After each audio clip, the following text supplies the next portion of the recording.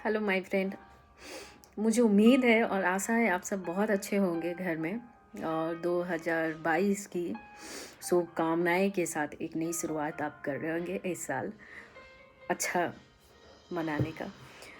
कुछ ऐसा ही था कि एक मैसेज आया था। मैं काफ़ी दिनों के बाद कभी कभी कुछ देखती हूँ तो एक मैसेज था हमारे फेसबुक में, नया साल मुबारक हो मैडम।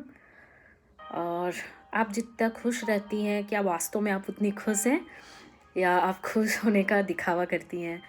या फिर अगर आप इतनी खुश रहती भी हैं, अगर दिखावा भी करती है, तो ये कैसे आपसे संभव होता है? तो पहले पहले तो इसके लिए बहुत बहुत धन्यवाद जिन्होंने भी ये सवाल पूछा, मनोज जी आपका। तो क्या था कि समय बदलता रहता है, समय ना आपके पास है, समय ना हमारे पास है। तो समय को कैसे हम अपनी निजी जीवन में उसको स्वीकारते हैं, ये बहुत ज़रूरी रखता है, ये मायने रखता है। तो हमारी ज़िंदगी में ये मायने रखता है कि ज़िंदगी में हमने कितना जिया है, लेकिन जिया है वो ज़िंदगी तो हम कितने खुशी से उसको जिए हैं। ना किसी से द्वेष, ना किसी से लोभ, ना किसी से उम्मीद, ना किसी से लालच।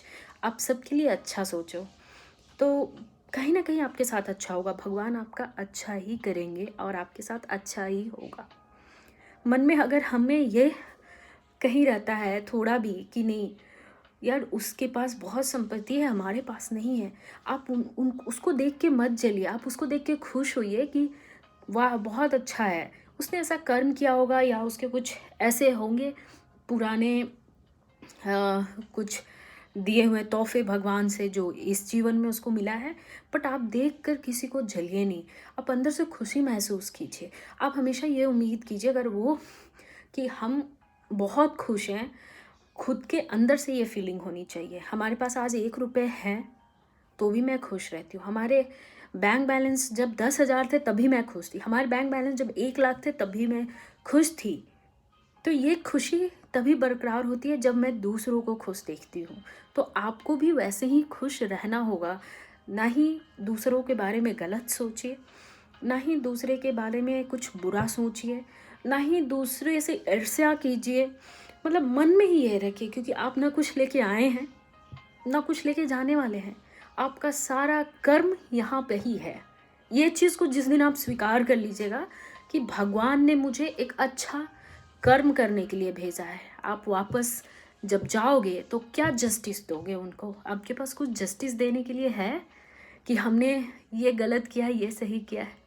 मन में श्रद्धा होना चाहिए कि नहीं, हम मनुष्य का जीवन यहाँ पे जीने आए हैं, खुशी से जीने आए हैं, इंजॉय करने आए हैं, एक दूसरे का मदद करने आए हैं और खुशियाँ बांटने आए हैं, ना कि एक दूसरे से ईर्ष्या करने आए हैं।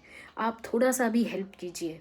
आपके कोई ज़रूरी नहीं है पैसे से ही हेल्प किया जाता है, आप किसी भी तरीके से आप किसी को हेल्प कर सकते हैं। आपको वो जो खुशी अंदर से होगी ना, वो खुशी और कहीं से नहीं मिल सकती। दोस्तों, हमेशा ये चीज़ याद रखिएगा। ये मनोज जी की बातें मुझे अभी भी मैं हंस रही हूँ और मुझे ये इतना दिल को छुआ एक्चुअली उस समय कि नहीं, शायद मेरी खुशी को किसी ने जज करते हैं और मेरी खुशी आप सभी की खुशी में होती है। आप बहुत तरक्की करो, आप बहुत आगे जाओ। हमें हमें बहुत अच्छा लगता है कि आप तरक्की करते हो, आपका एक परिवार तरक्की करता है, फिर एक गांव तरक्की करता है, फिर एक जिला तरक्की करता है, राज्य तरक्की करता है, फिर एक देश तरक्की करे। तो कितना खुशी की बात है, हम सब मिलजुल कर खुशियाँ आपस में बांटें। लोभ लालच, अरे उसके पास इतना हो गया मेरे पास नहीं है, क्या फ़ायदा इससे? क्या फ़ायदा इससे? अगर आप खुशी नहीं हैं तो फिर ऐसी ज़िंदगी से क्या फ़ायदा? आज मैं यही सोच सोच के अगर तरसती रहूं कि भगवान ने तो उसको बहुत कुछ दिया, मेरे पास कुछ नहीं है, तो क्या मैं खुश रह पाऊंगी? ये ज़िंदगी मेरी इसी में चली जाएगी कि नहीं, मुझे बस किसी भी तरह प्रॉपर्टी बनाना है, किसी भी तरह दौलत इकट्ठे करना है, किसी भी तरह कुछ करना है। मेरी ज़िंदगी नहीं बचेगी, इसमें बर्बाद हो जाएगी मेरी ज़िंदगी। क्योंकि मेरी ज़िंदगी में जीने के लिए आई हूँ, कुछ बांटने के लिए आई हूँ, कुछ लेने के लिए आई हूँ, कुछ देने के लिए आई हूँ। अगर आप जैसे लोग हमारे साथ रहेंगे तो खुशियाँ हमेशा हमारी भी कदम चूमेगी, आपकी भी कदम चूमेगी। कुछ लाइन याद आ गए जब मैं लिखा करती थी, तो अक्सर मैं चीज़ों को लिख कर बयां करती हूँ। बोलने की अक्सर आप हर किसी के साथ चीज़ें नहीं शेयर कर सकते, इसलिए लिखने की आदत बनाओ आप चीज़ों को। बुरा भी होता है तो भी लिखो, अच्छा भी होता है तो भी लिखो। और अपने कोई एक गुरु तो होंगे। आप भगवान की पूजा करते हो, अल्लाह की पूजा करते हो, हर धर्म अपने लोगों की पूजा करते हैं, बट उसी धर्म में से एक गुरु तो होंगे आपके, आप किसी को मानते होंगे। तो उन गुरु के सामने अपनी पीड़ा भी बताओ, दर्द भी बताओ, अपनी खुशी भी जाहिर करो, और कुछ अच्छी चीज़ होती है उसको भी जाहिर करो। तो खुशी दिल से होनी चाहिए, दिमाग से नहीं। तो इसके लिए एक लाइन मुझे याद आया, दुनिया के अपनी नज़रों से देखो, दुनिया को अपनी नज़रों से देखो, दुनिया वालों की नज़रों से ना देखो। ज़िंदगी को अपने तरीके से जियो, ज़िंदगी को अपने तरीके से जियो, दुनिया वालों के तरीके से मत जियो।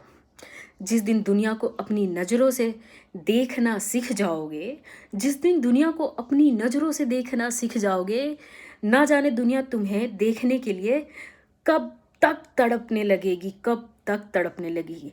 जिस दिन अपनी तरीके से जीना सीख जाओगे, जिस दिन अपनी तरीके से जीना सीख जाओगे, उस दिन दुनिया तुम्हें सराखों पर बिठाएगी, सराखों पर बिठाएगी।